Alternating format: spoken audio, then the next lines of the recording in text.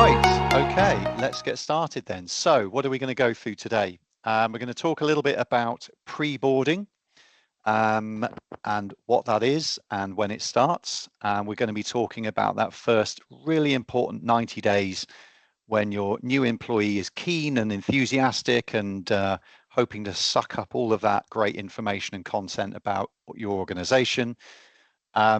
We are going to talk a little bit about remote onboarding because we appreciate that for a lot of people, they don't necessarily physically onboard in an office. And also we've got a few examples we pulled together about what other companies are doing with their onboarding, and of course what perhaps not to do, and maybe some minds that you could avoid. Yeah, if you're taking this on. So let's crack on. Few stats. I do like a stat or two. So here's a few. Apparently, we lose £340 billion every year through disengaged employees. So you yourself might at some point have been disengaged. You may have joined a business and within the first few weeks realized it wasn't for you. So I think that's a hell of a lot of money. And as you see in the bottom one there, 81% of new hires say they feel overwhelmed with information during the onboarding process. And a similar sort of number, onboarding improves a company's retention rate by 82%. Although, as you can see, only 35% of companies even, well, have no formal onboarding programs. That means only 65%, so sort of roughly 2 in 3 companies actually bother with onboarding.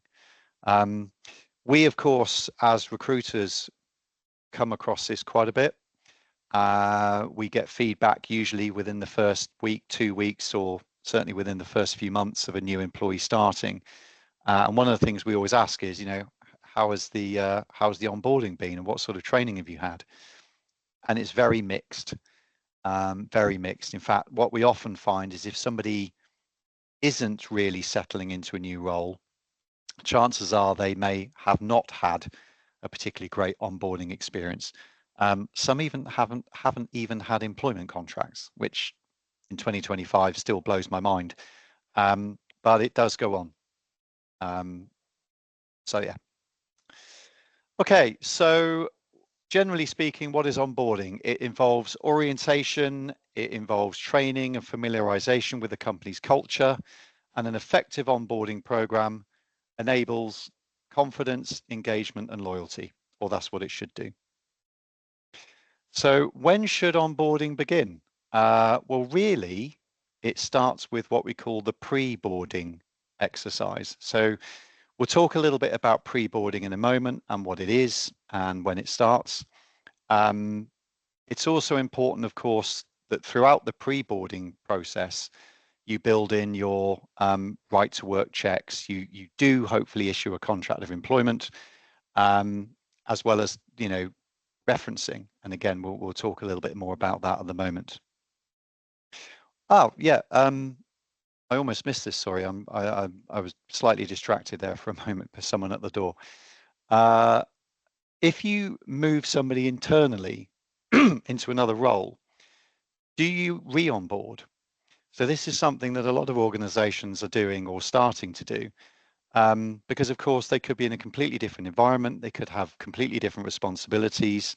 So yeah, do you re-onboard? Be interested to know your thoughts. So feel free to drop your thoughts on that in the chat. So what is pre-boarding? Sorry, I've got something in my eye now. Doing well. So yeah, pre-boarding really starts once you've made the job offer and the offer is accepted. So this is the kind of the basic admin stuff, like making sure you send out your employment contracts, do your right to work documentation, set your start dates, and some things on this list as well that are worth just highlighting. A lot of good organizations that we've picked up some good trends from with regards to onboarding, they talk about assigning a buddy to the new employee. So somebody who can kind of be there on day one, take them around the building, introduce them to other contacts and employees within the business, and really sort of shadow them and be their kind of key point of contact for the first few weeks. So that's a good idea. So if there's someone in your organization that could be their work buddy, a little bit like sometimes you find in educational facilities, universities, secondary schools, when you've got the new intake, often they'll be buddied up with a more experienced student or member of staff. So again, something to have a think about. IT, we all know IT can be tricky at times. Have we got their email address set up and running? Is their laptop ready to go? Are they actually logged in and able to log into your customer management system or whatever else they're using? Again, sometimes we talk to candidates and they'll tell us about their first day and they'll say, well, couldn't really do much on my first day because we were still waiting for IT to set up my computer. Now, I know that, we're not going to expect people to be fully functional on day one, but again, we're thinking about creating that really nice first impression, so if they're posting something on LinkedIn, for example, saying, I've started this new job today, or even better, sometimes you see people photographing their desk and there's like a nice little welcome note and a new employee package on their desk. That's not only great for them as an experience, but also quite nice PR for your company as well. And you can sort of showcase that on your careers page, perhaps. So food for thought. So a little bit of a question about references then. Apparently, according to the Tinterweb, up to 90% of employers take up references. Now, I'm not sure about that because, speaking frankly, we often ask employers about referencing, and I'm always quite surprised by how few businesses actually reference. So just take a moment in the chat, please. Let us know whether you take up references for your employees. If not, why not? So please just take a couple of moments to put your thoughts and comments in the chat. I know a lot of the time that companies only give, sort of factual references. These are the, just the dates or the job title, and you don't get a lot of other information, presumably because people are afraid of saying anything negative or any sort of potential comeback. But yeah, it'd be good to get your thoughts on that. Personally, I always advocate taking references. Certainly we always do for our employees, and we always do for our temporary workers that we send out to companies. Again, even if it's just to corroborate the dates. Often you find people aren't exactly truthful with dates on CVs, so it's a good way of finding that out. So thank you for putting your notes in the chat. Chanel, what's the sort of the general comments that you've had back? Yeah, most people say that they do take up references and they usually take either 2 or a minimum of 1 at least. But we did have someone say they don't usually normally give references, so I'm just waiting to see what's the reason behind that. But yeah, and then someone else has put once requested, don't always get responses back. So I think that's actually quite a good question. What should someone do if they're not getting the responses back from a sort of requested reference from someone's previous employer? Yeah, it's tricky, isn't it? Because certainly if you're asking for references from a government body or a large institution, we often get the sort of standard email back saying, please expect a response within 28 days. Well, if your person is starting on Monday, it's not exactly ideal, is it? So no, I mean, if you don't hear anything, then usually after about a week, I would send a chaser, and or even see if you could try and get someone on the phone, because it might be that it's just gone into a kind of one of these standard admin at HR or sort of HR at whatever the company's address is, and perhaps no one's been manning it for the last week, or maybe it's ended up in a sort of a spam filter. So, emails aren't bulletproof. Sometimes they do get lost. So yeah, certainly try a chaser, or if no joy, ring through and just see if you can get a name of somebody that deals with references in the HR department. So I would try that. If you've tried 2 or 3 times or if you've had a couple of chases and you've still not heard back, I would go back to the candidate and ask for an alternative reference.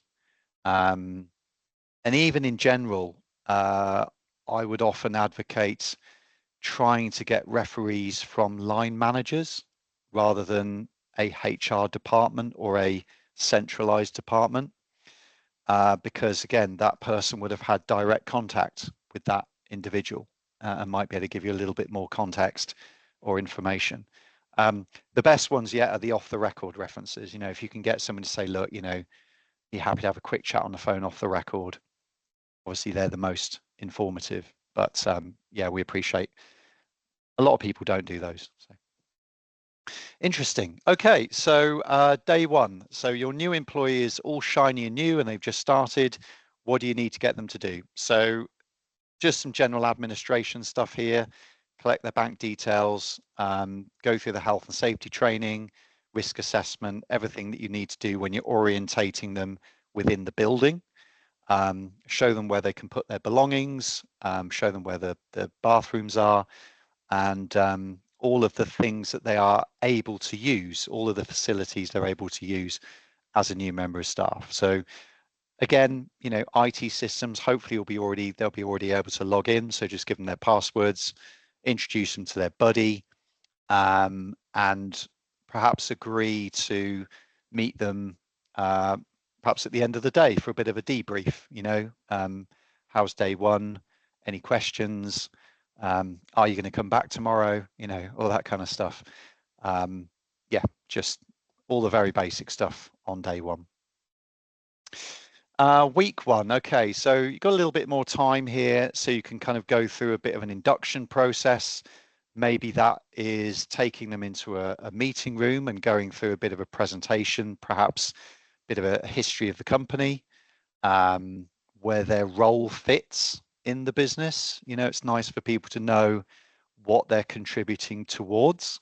So if there's a company mission, or there's maybe a kind of a 5-year plan that was unveiled in the AGM earlier in the year, yeah, just sort of bring them up to speed. And again, this is about orienting them in the business and bringing them up to speed. So again, if there's any kind of training programs you need them to do, so these could be physical training with a person, or they could be video training that they need to watch. So it could be a 30-minute health and safety briefing that they need to watch, or a diversity and inclusiveness 10-minute video or something like that they can tick off and say, yeah, we've done that, we've watched that, and we can move on. But really, they're going to be starting to get into the actual day-to-day of their job in their first week.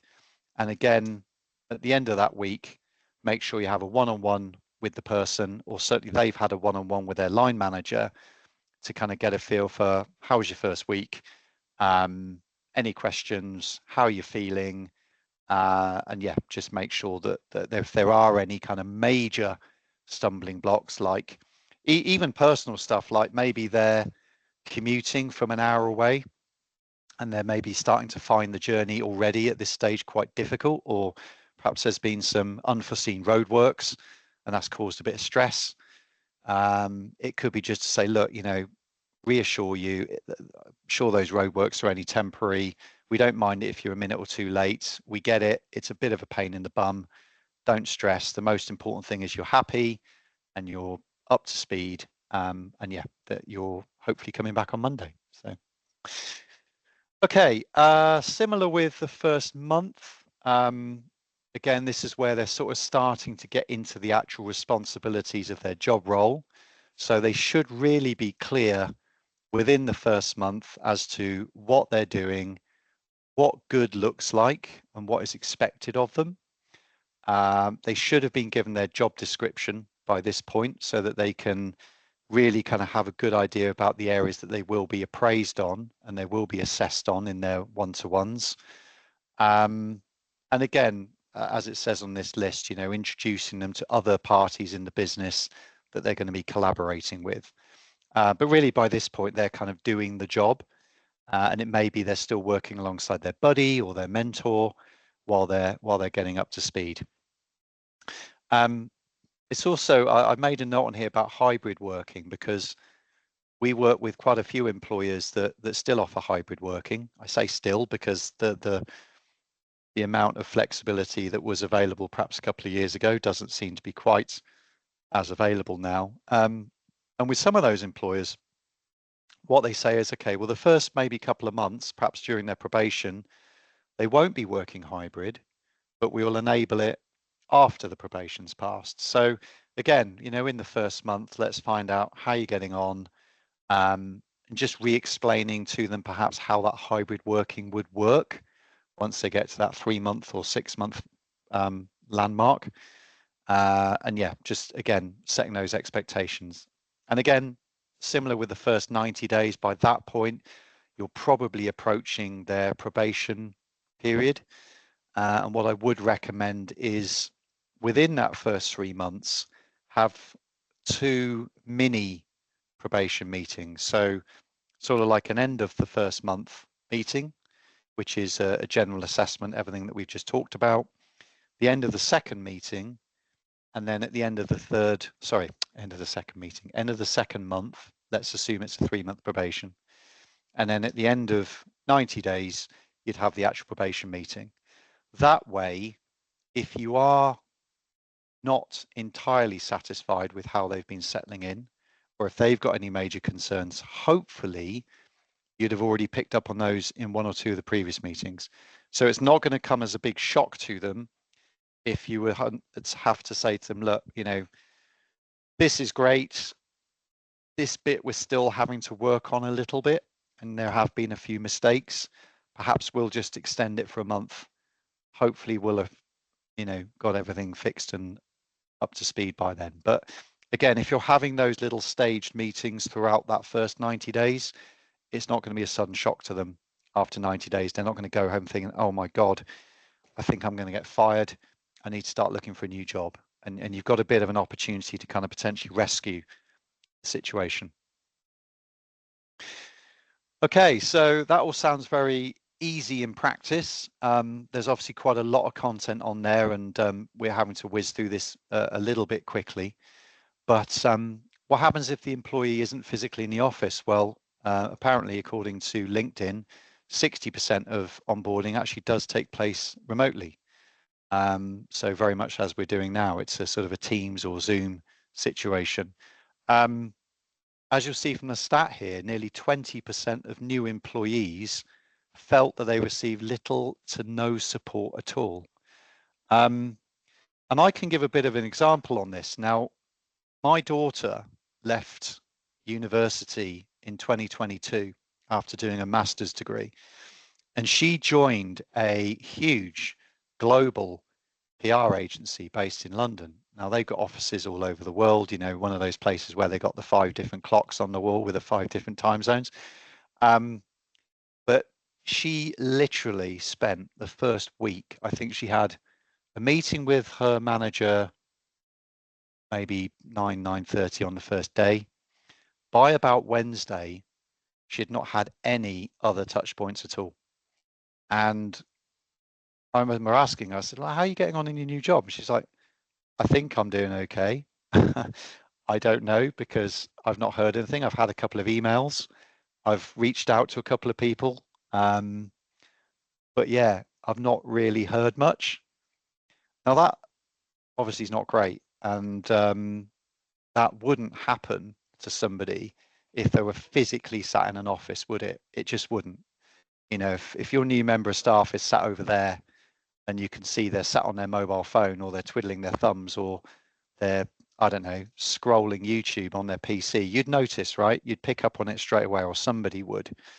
So it's super important to remember that these people are looking to make a good impression. They're excited to start their new job.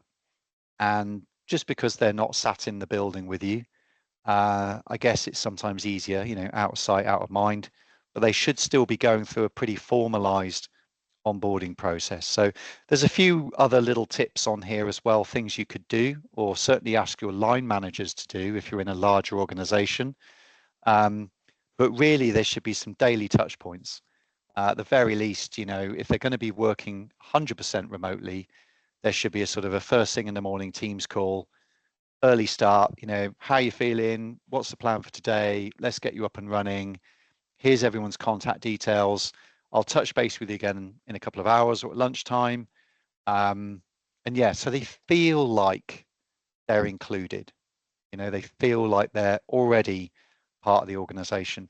You could even go through the same slideshows. If you've got that company code of practice slideshows, or you've got those, this is the company history presentation, should be no different at all. So yeah, so a few thoughts there if you're onboarding remote workers. Okay, so here's some great examples of some corporate onboarding now that I've spent a few minutes absolutely slating one corporate organization. So LinkedIn, obviously everyone knows LinkedIn. You probably all use it all the time. I know we do. They have a very extensive employee orientation program. And as you can imagine, a lot of their employees are global. They're not all based in one office. So they have their challenges to try and keep everybody, engaged. And it's really their unique onboarding experience is really geared around their platform. So it's trying to encourage their new employees to utilize their platform, engage in communities on LinkedIn, and those are their staff communities and their staff work groups. So again, I suppose if you've got obviously we don't all have a big global database like LinkedIn, but if you've got an intranet or you've got a online forum, for example, you can get them to start adding, content in there, or maybe they could even introduce themselves in the forum. Hi, I'm Joe. I've just joined the business. Here's a little bio about me. I'm going to spend the next hour or two firing out introduction emails to everybody on LinkedIn around the business, and really trying to sort of introduce myself to as many people as possible. So that could be something you could adapt into your own business, perhaps. HubSpot, again, similar, huge marketing organization. Their focus is really on developing their staff knowledge. I mean, obviously they're a tech business, so they want everybody to be kind of not only using their tech, but also advocating for their tech. But they do have very much very sort of good online learning platforms. And if any of you have used HubSpot before from a consumer point of view, you may have actually seen some of their training videos on digital marketing techniques and things like that. So again, if you've got an employee intranet, or if you've got videos or anything like that that you can share with new employees, either in the office or remotely, then that's fantastic. Okay, a few things maybe not to do. We mentioned the information overload at the beginning. One thing that is fairly common, and I think we saw in the stat, it was quite a high number of people feel a little overwhelmed in their first week. We have to remember that for us, there's everything we've learned in the business, we've learned over a period of time, and for us is kind of the norm. Whereas for the new person, everything is new. New people, new environments, new systems, new tech, new rules, new process. There's a lot to take in. And I think that and we've seen this as recruiters, where some organizations have struggled, especially ones that don't recruit very often. So maybe it's a smaller business that maybe only recruit once a year, for example, or maybe less. I think sometimes there's a little bit of an over expectation on people to hit the ground running. I mean, certainly when we're given job vacancies, we often hear the phrase, we need someone who's going to hit the ground running. And someone might be absolutely brilliant at their job and really thoughtful and a really bright individual, but they're not a natural adapter. It can take them a little while longer than maybe their peers to come out of their shell, or to feel a little bit more comfortable, or to grasp all of the little nuances in a new workplace. So I suppose what I'm trying to say in a very long-winded way, is just maybe give a little bit more patience to new starters. And if you've got directors or senior managers that are kind of really putting pressure down the chain, that why is this person not, they've been here a week, why have they not made a sale yet? That sort of thing. It can be a bit overwhelming for people. Obviously, you're going to be setting goals in the first week anyway, so it's kind of easing those people in gently over their first sort of month, 90 days. And again, as we've mentioned, with all new starters, just make sure there are regular check-in points. And again, for those of you that are working in HR, this might not be you. It might be that responsibility lies with a line manager in the business. So one of the things that we've seen that's done that's quite well is when there is a sort of a 90-day process, those meetings are booked in to people's calendars within the business. So those line managers and stakeholders already know that on that Friday, on that week, they've got an orientation meeting with their new starter to go through their first week or their first 30 days or whatever it might be. So those are already built in, and you can do that as part of the pre-boarding process. Once you know the start date, you can plot all of those in so that everybody knows what their responsibilities are within the business. Okay, we are rapidly approaching 30 minutes. I did say it goes very, very quickly. Little bit about our next webinar. It's coming around very quickly, actually. We've got, that's a typo I've just seen on the screen. It'll actually be on the 9th of June. We've got Tom Bradley, who's an occupational health and safety specialist, going to be joining us. And he's going to be talking about workplace stress. And as you can see from this slide, 1.7 million people suffered from work-related illnesses. That's just in the UK, by the way. That's not worldwide. That's UK, with nearly over 750,000 related directly to work-related stress. So this is a big issue in our workplace, and we know, certainly from government stats at the moment, that health issues in working age people right now are at an all-time high. There are more people claiming sickness than there ever have been at any other time. And that's not always physical. That could be mental or work-related, or not work-related, but mental health-related stress. So this is a big topic. So Tom's a big expert on this. He's going to be giving you guys some great information about this, but also, how can you spot the warning signs in your members of staff before it's too late? And how can you teach your line managers to spot those warning signs before it's too late and you end up having people signed off sick? So that should be really interesting. So do make sure you join us for that one. Okay,